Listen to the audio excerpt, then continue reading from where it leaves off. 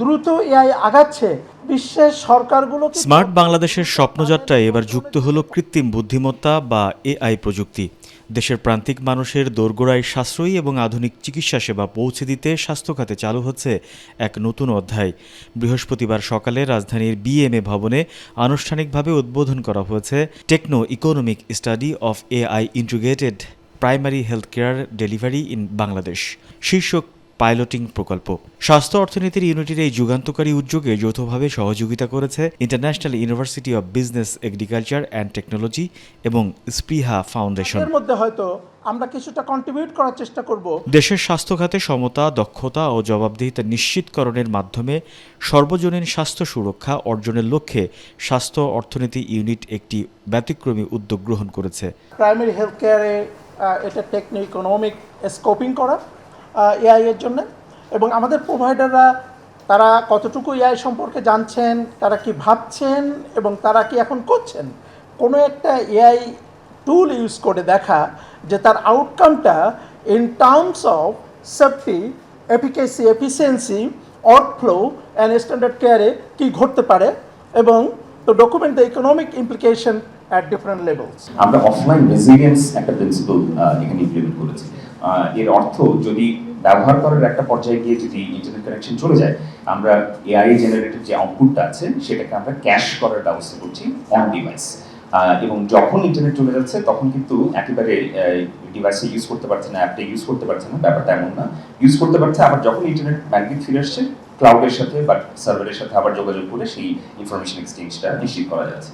সেভাবে আমরা একটা ডিজাইন করেছি।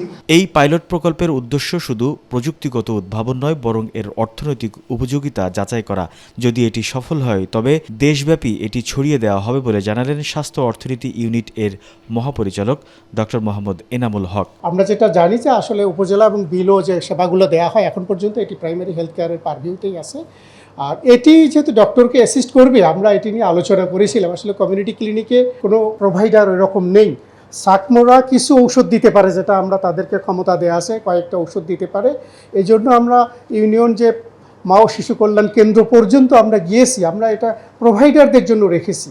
ওই অর্থে আসলে সিএসসিপিরা আসলে ওইরকম কিছু লেখে না এবং দেয় না, প্রেসক্রিপশন করতে পারে না। আমরা তখন আমাদের টেকনিক্যাল কমিটিতে আলোচনা হওয়ার পরে আমরা একটু চেঞ্জ করেছি যে আমরা কমিউনিটি ক্লিনিকে আর যাব না, উপরের অংশগুলোতে থাকবো আর কি। হ্যাঁ, দেশের প্রত্যন্ত অঞ্চলের চিকিৎসকের অভাব দূর করতে এবং কম খরচে নিখুঁত প্রাথমিক রোগ নির্ণয়ে এআই প্রযুক্তি ঢাল হিসেবে ব্যবহার করবে বলে মন্তব্য করেছেন অনুষ্ঠানের প্রধান অতিথি স্বাস্থ্য ও পরিবার কল্যাণ প্রতিমন্ত্রী ডক্টর এম এ মুহিত। তিনি বলেন, এর মাধ্যমে স্বয়ংক্রিয় স্ক্রিনিং, দ্রুত এক্স রে ও প্যাথোলজি রিপোর্ট বিশ্লেষণ এবং প্রযুক্তি নির্ভর স্বাস্থ্যসেবা দেওয়া সম্ভব। এটার মাধ্যমে আসলে আমরা এই যে আর্লি স্টেজে আছি, এটার integration, AI integration overall health সিস্টেমে, এবং এমন একটা সময়ে যখন আমরা নতুন সরকার হেলথ সিস্টেমকে রিমডেলিংয়ের কথা বলছি, এবং মোটামুটি বিস্তারিত কিন্তু আমরা আমাদের ইশতেহার এবং আমাদের বক্তব্যগুলোতে তুলে ধরেছি যে কিভাবে রিমডেলিংটা করতে যাচ্ছি,